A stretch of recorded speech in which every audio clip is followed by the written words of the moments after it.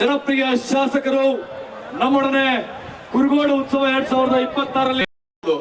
ಆದ್ರೆ ನಮ್ ಸತೀಶ್ ಅಣ್ಣಗೆ 100 ಕೆಲಸ ಕೇಳಿದ್ರೆ 100 ಕೆಲಸ ಆಗ್ತವೆ. ಹಂಗಾಗಿ ರಾಜಕೀಯ ಗುರುಗಳು ಮತ್ತು ನಮ್ಮ ತಂದೆ ಸಮಾನರಾಗಿರುವಂತ ವೇದಿಕೆ ಮೇಲೆ ಕುಂತಿರುವಂತ ಸತೀಶ್ ಅಣ್ಣ ಜಾರಕಿಹೊಳಿ ಸಾಹೇಬ್ರೆ, ಅದೇ ರೀತಿ ಇನ್ನೊಬ್ಬ ಸ್ನೇಹಿತರು ಹಾಗೂ ಕೊಪ್ಪಳ ವಿಧಾನಸಭಾ ಕ್ಷೇತ್ರದ ಶಾಸಕರಾಗಿರುವಂತ ರಾಘವೇಂದ್ರ ಇಟ್ನಾಳ್ ಅವರೇ, ಅದೇ ರೀತಿ ಇನ್ನೊಬ್ಬ ಸ್ನೇಹಿತರು ಹಾಗೂ ಅಣ್ಣನ ಸಮಾನರಾಗಿರುವಂತ ಭರತ್ ರೆಡ್ಡಿ ಅವರು, ಹಾಗೂ ಇನ್ನೊಬ್ಬ ಸ್ನೇಹಿತರು ಅಣ್ಣನ ಸಮಾನರಾಗಿರುವಂತ ಆಸಿಫ್ ಸೇಠ್ ಅವರು, ಇನ್ನೊಬ್ಬ ಸ್ನೇಹಿತರು ಅದೇ ರೀತಿ ಬಹಳಷ್ಟು ಕ್ಲೋಸ್. ನೀವು ಮಾತಾಡಿಸ್ ಅನ್ಸತ್ತೆ ನಮ್ಮ ಬಾಬಾ ಸಾಹೇಬ್ ಪಾಟೀಲ್ ಅವರೇ, ಅದೇ ರೀತಿ ನಮ್ಮ DC ಸಾಹೇಬರಾಗಿರುವಂತ ನಾಗೇಂದ್ರ ಪ್ರಸಾದ್ ಅವರೇ, ADC ಆಗಿರುವಂತ ಜುಬೇರ್ ಸರ್ ಅವರೇ, ರಾಜೇಶ್ ಅವರೇ, ಹಾಗೂ ಅನೇಕ ಜನ ಗ್ಯಾರಂಟಿ ಅಧ್ಯಕ್ಷರು, ಪುರಸಭೆ ಅಧ್ಯಕ್ಷರು, ಅನೇಕ ಸದಸ್ಯರು ಹಾಗೂ ಪತ್ರಿಕಾ ಮಾಧ್ಯಮ ಹಾಗೂ ಇಲ್ಲಿ ಬಂದಿರುವಂತ ಎಲ್ಲ ಕುರುಗೋಡು ತಾಲೂಕು ಮತ್ತು ಕಂಪ್ಲಿ ತಾಲೂಕಿನ ಎಲ್ಲ ಹಿರಿಯರೇ ಹಾಗೂ ತಂದೆ ತಾಯಿಗಳೇ ಹಾಗೂ ಅಣ್ಣಂದಿರೇ, ಯಾಕ ಸೌಂಡ್ ಬರ್ತಾ ಇಲ್ಲ? ನಾನು ಬಹಳಷ್ಟು ಹೇಳಿದ್ದೆ ಸತೀಶ್ ಅಣ್ಣಗ, ಸರ್ ಕುರುಗೋಡು ಅಂದ್ರೆ ಬಹಳ ಸ್ಟ್ರಾಂಗ್ ಸರ್, ನೀವು ಈ ಕಾರ್ಯಕ್ರಮಕ್ಕೆ ನೋಡ್ಲೇಬೇಕಂತಂದು ಸತೀಶ್ ಅಣ್ಣವ್ರು ನಿನ್ನ ಕಾರ್ಯಕ್ರಮದಾಗಿದ್ದೆ. ನಾನು ಅಣ್ಣ ಫೋನ್ ಮಾಡ್ಯಾರ, ಆ ಮೆರವಣಿಗೆ ಫೋನ್ ಮಾಡಿಲ್ಲ. ನಾನು ಮನೆಗೆ ಬಂದ್ರೆ 11:30 ಆಗೈತಿ, ಬೆಳಗ್ಗೆ ಇಲ್ಲ CM ಸಾಹೇಬ್ರ ಕಾರ್ಯಕ್ರಮ ಐತಿ, ಹಂಗಾಗಿ ನಾನು ಹೋಗ್ಬೇಕು, ನಾನು ನೆಕ್ಸ್ಟ್ ನೋಡ್ತಂದ. ಸರ್ ದಯವಿಟ್ಟು ಅಣ್ಣ ನಿಮ್ ಕೈ ಮುಗಿದ್ ನೀವು ಬರ್ಲೇಬೇಕು, ಯಾಕಂದ್ರೆ ಕುರುಗೋಡು ಅಂದ್ರೆ ಒಂದು ದೊಡ್ಡ ಶಕ್ತಿ. ಅದು ಇತಿಹಾಸದಲ್ಲಿ ಫಸ್ಟ್ ಬಾರಿಗೆ ಕುರುಗೋಡು ಇತಿಹಾಸ ಉತ್ಸವ ಮಾಡಕತ್ತೀವಿ, ಹಂಗಾಗಿ ನೀವು ಬರ್ಲೇಬೇಕಂತಂದು ಅದಕ್ಕೆ ಸಹಕರಿಸಿದಂತ ಬಾಬು ಸಾಹೇಬ್ ಪಾಟೀಲ್, ವೈದ್ಯ ಅವರು ಮತ್ತೆ ಆಸಿಫ್ ಶೇಖ್ ಅವರು. ನಾನು ಜಾಸ್ತಿ ಹೇಳನ್ ಬೇಕಾದ್ರೆ ನಾನು ಅಣ್ಣ ಮಾತಾಡಲ್ಲ, ಅಲ್ಲೇ ಅವರು ಎಲ್ಲ ಪೂರ ನನಗೆ ಬೇಕಂದ್ರೆ ಅವರೇ 3 MLAಗಳು ಮಾತಾಡಿ ಕಳಿಸ್ತಾರೆ. ಹಾಗಾಗಿ ಇವತ್ತು ಕುರುಗೋಡು ಇತಿಹಾಸ, ಕುರುಗೋಡಿನಲ್ಲಿ ಉತ್ಸವ ಮಾಡಬೇಕು, ಕಂಪ್ಲೀಟ್ ಉತ್ಸವ ಮಾಡಿದ್ವಿ, ಕುರುಗೋಡು ಉತ್ಸವ ಮಾಡ್ಬೇಕಮ್ಮ ನಿಟ್ಟಿನಲ್ಲಿ 3 ತಿಂಗಳಿಂದ ಬಹಳಷ್ಟು ದೊಡ್ಡ ಪ್ರಯತ್ನ. ಹಂಗಾಗಿ ನಮ್ಮ ಜಿಲ್ಲಾಡಳಿತ ಮತ್ತು ತಾಲೂಕು ಆಡಳಿತ ಎಲ್ಲರ ಸಹಕಾರದೊಂದಿಗೆ ಇವತ್ತೇನು ಕುರುಗೋಡು ಉತ್ಸವ ಮಾಡ್ತಿದ್ವಿ. ಬಹಳಷ್ಟು ಖುಷಿ ಮತ್ತೆ ಹೊಸ ಇತಿಹಾಸ ಪ್ರಾರಂಭವಾಗಿದೆ. ಯಾಕಂದ್ರೆ ಶಾಸಕರು ಬರೇ ಅಭಿವೃದ್ಧಿ ಕೆಲಸದಲ್ಲೇ ಮುಳುಗಿರ್ತಾರ, ಆದ್ರೆ ಇತಿಹಾಸ ತೋರ್ಸಂತ ಕೆಲಸ ಮಾಡ್ತಾ ಇಲ್ಲ ಅಂತಂದು ನಮ್ಮ ಕುರುಗೋಡು ಭಾಗದ ಅನೇಕ ಜನಗಳು ಹೇಳ್ತಿದ್ರು. ಹಂಗಾಗಿ ಕಂಪ್ಲಿ ಉತ್ಸವ ಮಾಡಿದ್ವಿ, ಆದ್ರೆ ಕುರುಗೋಡು ಉತ್ಸವ ಮಾಡಿದ್ದಿಲ್ಲ.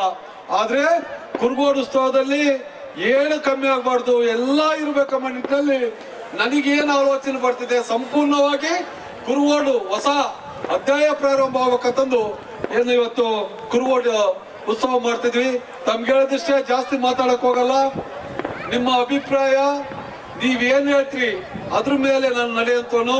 ಇವತ್ತು 2 ಬಾರಿ ತಾವೆಲ್ಲ ಶಾಸಕನಾಗಿ ಏನ್ ಮಾಡಿದ್ರಿ, ಪಕ್ಷಾತೀತವಾಗಿ ಜಾತ್ಯತೀತವಾಗಿ ಚುನಾವಣೆ ಬಂತಂದ್ರೆ ಚುನಾವಣೆ ಮಾಡಲ್ಲ. ಚುನಾವಣೆ ಮುಗಿದ್ಕೊಳ್ಳೆ ನಮ್ಮ ಇಡೀ ಕಂಪ್ಲಿ ಮತ್ತೆ ಕುರುಗೋಡು ವಿಧಾನಸಭಾ ಕ್ಷೇತ್ರ ಎಲ್ಲ ಜನಗಳು ಕೂಡ ನನ್ನ ತಂದೆ ತಾಯಿ ಇದ್ದಂಗ, ನನ್ನ ಅಣ್ಣ ತಮ್ಮಳಿದ್ದಂಗ, ಎಲ್ಲರೂ ಕೂಡ ನಮ್ಮೆಲ್ಲ ಹಿರಿಯರು ಇದ್ದಂಗ. ಯಾವತ್ತು ಕೂಡ ಪಕ್ಷಾತೀತವಾಗಿ ನಾನು ಮಾಡಕ್ ಹೋಗಲ್ಲ. ತಮ್ಮ ಆಸೆಯಂತೆ ನಡೆಯೋನು. ಇವತ್ತು ಬಹಳಷ್ಟು ಜನ ಕೇಳ್ತಿದ್ದಾರೆ, ಇನ್ನೇನು 1 ವರ್ಷ 2 ವರ್ಷ ಆಯ್ತಂದ್ರೆ ರೋಡ್ಗಳೆಲ್ಲ ಕಂಪ್ಲೀಟ್ ಆಗ್ತಿದಾವೆ, ಮತ್ತೆ ಮುಂದೆ ಎಲ್ಲ ಸಂಪೂರ್ಣ ಡಬಲ್ ರೋಡ್ ತಗೊಂಬತ್ತ ವ್ಯವಸ್ಥೆ ಮಾಡ್ತಿದೀವಿ. ಇವತ್ತು ಅನೇಕ ಒತ್ತಡ ಇರ್ತಿದೆ. ದಿನ ಬೆಳಗ್ಗೆ ಆದ್ರೆ ಬಹಳಷ್ಟು ಒತ್ತಡ, ಯಾಕಂದ್ರೆ ದಿನಕ್ಕೆ 100-150 ಫೋನ್ ಎತ್ತಬೇಕು. ಅನೇಕ ಅಭಿವೃದ್ಧಿ ಕೆಲಸಗಳಿಗೆ ಇದನ್ನು ರೆಡಿ ಮಾಡ್ಕೋಬೇಕು. ಅನೇಕ ಲೀಡರ್ ಅಸಮಾಧಾನಗಳು ಮತ್ತೆ ಅವ್ನು ರೆಡಿ ಮಾಡ್ಕೋಬೇಕು. ಇಂಥ ಅನೇಕ ಕೆಲಸಗಳು ಇರ್ತಾವೆ. ಆದ್ರೂ ಕೂಡ ಎಷ್ಟೇ ಕಷ್ಟ ಆದ್ರೂ ಕೂಡ ನಾನು ಕ್ಷೇತ್ರ ಬಿಟ್ಟು ಬಹಳಷ್ಟು ಜನ MLAಗಳು ಹೇಳ್ತಾರ ಕ್ಷೇತ್ರ ಬಿಟ್ಟು ಹೊರಗೆ ಬರಲ್ಲ ಅಂತ. ನಮ್ಗೆ ಒಂದ್ ಮಾತು ಹೇಳಕ್ ಇಷ್ಟಪಡ್ತೀನಿ. ನನಗೊಂದು 15 ದಿನ ಏನೋ ಬೆಂಗಳೂರು ಒಂದು 15 ದಿನ ಏನೋ ಕಂಪ್ನಿ ಕುರುಗೋಡು ಕೊಟ್ರೆ ನಿಜವಾಗಿ ಮುಂದೆ ಬರೋಂಥ ದಿನಗಳಲ್ಲಿ ನಾನು ಹೇಳಲ್ಲ, ನಾನು ಏನಂತ ಏನ್ ಮಾಡ್ಬೇಕಂತ ಮಾಡಿ ತೋರ್ಸಂತ ಶಕ್ತಿ ನನಗಿದೆ. ಆದ್ರೆ ಕೆಲವೊಂದು ಮದುವೆಗಳು ಹೇಳ್ತಾರೆ, ಸರ್ ಅಭಿವೃದ್ಧಿಯಲ್ಲಿ ಮಾಡ್ಬೇಡ್ರಿ ಸರ್, ದಿನಕ್ಕೊಂದು 30 ಮದುವೆಗೊಂದು ಅಟೆಂಡ್ ಆಗಿ ಸಾಕು ನೋಡೋಣ ಮುಂದೆ. ಯಾಕಂದ್ರೆ ಇಬ್ಬರು ಮಾತು ಕೇಳ್ಬೇಕಲ್ಲ, ಇಬ್ಬರಿಗೆ ಬ್ಯಾಲೆನ್ಸ್ ಮಾಡ್ಬೇಕು. ಸರ್ ಬಯಲಾಟಗಳಿದೆ, ಸರ್ ಬಯಲಾಟಕ್ಕೆ ಬರ್ರಿ, ಬೆಂಗಳೂರು ನೋಡೋಣ. ಆದ್ರೆ ನಮ್ಗೆ ಅಭಿವೃದ್ಧಿ ಎಷ್ಟು ಮುಖ್ಯ, ನನ್ನ ಎಲ್ಲ ಕ್ಷೇತ್ರದ ಹಿರಿಯರು ಮತ್ತೆ ಎಲ್ಲರೂ ಕೂಡ ಅವ್ರ ಮನೆಗಿರೋಂತ ಶುಭ ಕಾರ್ಯಗಳಿಗೆ ಬಹಳಷ್ಟು ನಂಬಿಕೆ. ಅವ್ರ ಬೀಗರಿಗೆ ಹೇಳ್ಬಿಟ್ಟಿರ್ತಾರೆ MLA 1 ನಿಮಿಷ ಫೋನ್ ಮಾಡಿ ಕರೆಸ್ ನೋಡಂತಂದು. ಯಾಕಂದ್ರೆ ಅಲ್ಲಿ ನಮ್ಮ ಕ್ಷೇತ್ರದ ಯಾವುದೇ ಒಬ್ಬ ಮುಖಂಡ ಮತ್ತೆ ಲೀಡ್ರು ಅವ್ರ ಗೌರವ ಕಮ್ಮಿ ಆದ್ರೆ ನನ್ನ ಗೌರವ ಕೂಡ ಕಮ್ಮಿ ಆದಂಗಲ್ಲ. ಹಂಗಾಗಿ ಅವ್ರ ಕಮಿಟ್ಮೆಂಟಿಗೆ ತಕ್ಕಂಗೆ ಇವತ್ತು ಮದುವೆ ವಿಚಾರ ಇರ್ಲಿ ಮತ್ತೊಂದಿರ್ಲಿ, ಅವ್ನು ಪ್ರಾಮಾಣಿಕವಾಗಿ ದಿನಕ್ಕೆ 30-40 ಮದುವೆ ಅಡ್ಡಾಡಂತ ಏನು ಈ ಶಕ್ತಿ ತಾವೆಲ್ಲ ತುಂಬಿದ್ರಿ. ನನಗೆ ನಿಜವಾಗ್ಲೂ ಖುಷಿ ಆಗ್ತೈತಿ. ನಾನು ಜಾಸ್ತಿ ಮಾತಾಡಕ್ ಹೋಗಲ್ಲ. ತಮ್ಮ ಪ್ರೀತಿ ವಿಶ್ವಾಸ ಸದಾ ಇರ್ಲಿ. ನಿಮ್ಮ ನಂಬಿಕೆಗೆ ಯಾವತ್ತೂ ಕೂಡ ದ್ರೋಹ ಬಗೆಲ್ಲ. ರೈತರ ವಿಚಾರದಲ್ಲಿ ಯಾವತ್ತು ಕೂಡ ನನ್ನ ಕೊನೆ ಉಸಿರಿರೋವರೆಗೆ ರೈತರ ವಿಚಾರ ಬಂತಂದ್ರೆ ಯಾವತ್ತು ಕಾಂಪ್ರಮೈಸ್ ಆಗಲ್ಲ. ಇನ್ನು ಅನೇಕ ಅಭಿವೃದ್ಧಿ ಕೆಲಸಗಳು ತಾವೆಲ್ಲ ನೋಡ್ತೀವಿ ಮುಂದೆ ಬರೋಂಥ ದಿನಗಳಲ್ಲಿ. ನಾನು ಅನೇಕ ಭಾಷಣಗಳಲ್ಲಿ ಹೇಳ್ತಿ, MLA ನಾನಲ್ಲ ನೀವು. ಯಾಕಂದ್ರೆ ಫಸ್ಟ್ ಚುನಾವಣೆ ಕೂಡ ಐತೆ. ನೀವ್ ಹೇಳ್ದಂಗೆ ನಡೆಯಂತ ವ್ಯಕ್ತಿ, ನಾನು ಹೇಳ್ದಂಗೆ ಯಾರು ಕೂಡ ನಡೆಯಂತ ಅವಶ್ಯಕತೆ ಇಲ್ಲ. ನೀವು ಬಟ್ಟು ಮಾಡಿ ತೋರಿಸಿದ್ದು ಅದ್ರ ಜೊತೆಗೆ ಹೋಗಂತ ವ್ಯಕ್ತಿ.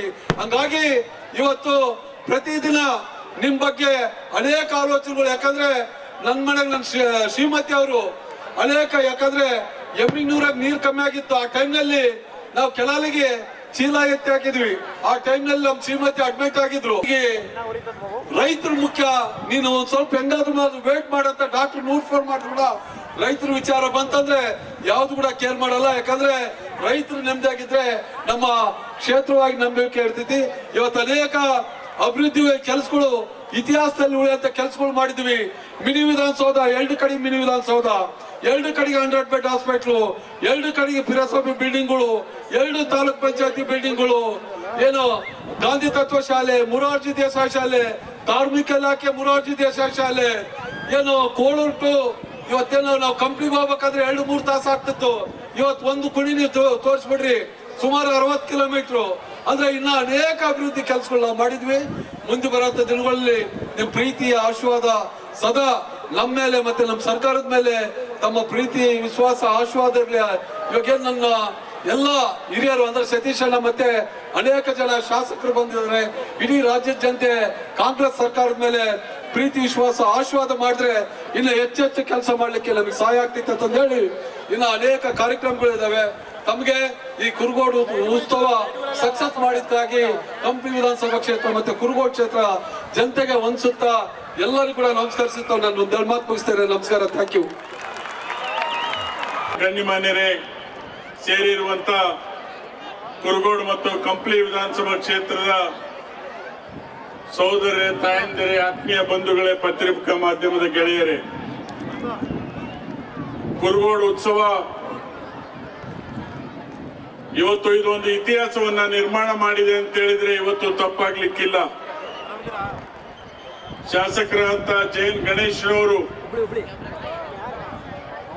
ಕಂಪ್ಲಿ ಉತ್ಸವ ಮತ್ತು ಕುರುಗೋಡು ಉತ್ಸವ ಮಾಡ್ಬೇಕಂತೇಳಿ ಹಿಂದೆ ನಡೆದಂತ ವಿಧಾನಸಭೆ ನಲ್ಲಿ ಚರ್ಚೆ ಮಾಡ್ತಕ್ಕಂತ ಸಂದರ್ಭದಲ್ಲಿ ಹೇಳ್ತಾ ಇದ್ದು, ಬಹುಶಃ ನಮ್ಮ ಶಾಸಕರಾಗಿರ್ತಕ್ಕಂಥ ಜೈನ್ ಗಣೇಶ್ ರವರು ಅತ್ಯಂತ ಸರಳ ಸಜ್ಜನಿಕೆಯ ವ್ಯಕ್ತಿತ್ವ.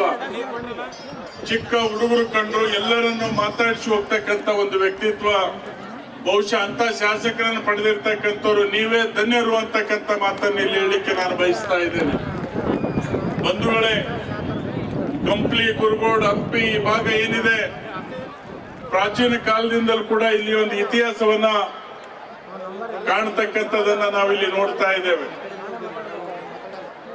ಇವತ್ತು ಈ ಬೃಹತ್ ಉತ್ಸವವನ್ನು ಮಾಡೋದ್ರ ಮುಖಾಂತರ ಕಂಪ್ಲಿ ವಿಧಾನಸಭಾ ಕ್ಷೇತ್ರದ ಜನರಿಗೆ ಚರಿತ್ರೆಯನ್ನ ತಿಳಿಯುವಂತ ಕೆಲಸವನ್ನ ಇವತ್ತು ಯಾರಾದ್ರೂ ಮಾಡಿದ್ರೆ ಶಾಸಕರಾದಂತ ಜೈನ್ ಗಣೇಶ್ ಅವರು ಅಂತಕ್ಕಂಥ ಮಾತನ್ನು ಇಲ್ಲಿ ಹೇಳಲಿಕ್ಕೆ ನಾನು ಬಯಸ್ತಾ ಇದ್ದೇನೆ.